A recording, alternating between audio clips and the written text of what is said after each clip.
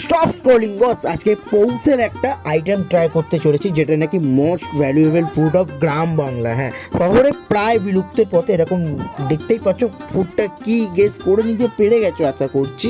তো এখানে রয়েছে নলেন গুড় আর চালের রুটি মেন কোর্স, যেটা যার জন্য ভ্যালুয়েবল। আর রয়েছে লাল লাল সয়াবিন আলু তরকারি। তো স্পেশালি মাকে আমি রিকোয়েস্ট করেছিলাম বানানোর জন্য, তো যাই হোক মা আমার রিকোয়েস্টটা রেখেছে। যাই হোক, তো লিটারেলি আমি যখন নিয়ে নিলাম চালের রুটিটা, দেখো লুক লাইক গোলা রুটি, ময়দার রুটি যেরকম হয়।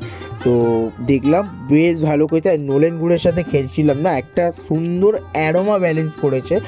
আর সঙ্গে এরকম লালচে সয়াবিন আলু তরকারি ছিল। তরকারিটা খুব একটা রিচ না, দেখে যতটা মনে হচ্ছে। হালকা অয়েলি ছিল বস, মায়ের হাতের রান্না যতই হোক।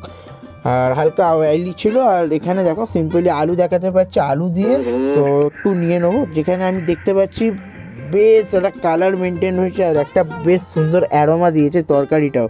তো খেয়ে নিলাম। খাওয়ার পরে যখন আলাদা মুড পুরো চেঞ্জ হয়ে গেল। তো তারপরে মাথায় হলো চলো না একটা এক্সপেরিমেন্ট করে নেওয়া যাক। সো এক্সপেরিমেন্ট করে যা দেখা গেল, মারাত্মক লাগছিল। নোনতা আর মিষ্টির ব্যালেন্সটা অপূর্ব স্বাদ বজায় রেখেছিল।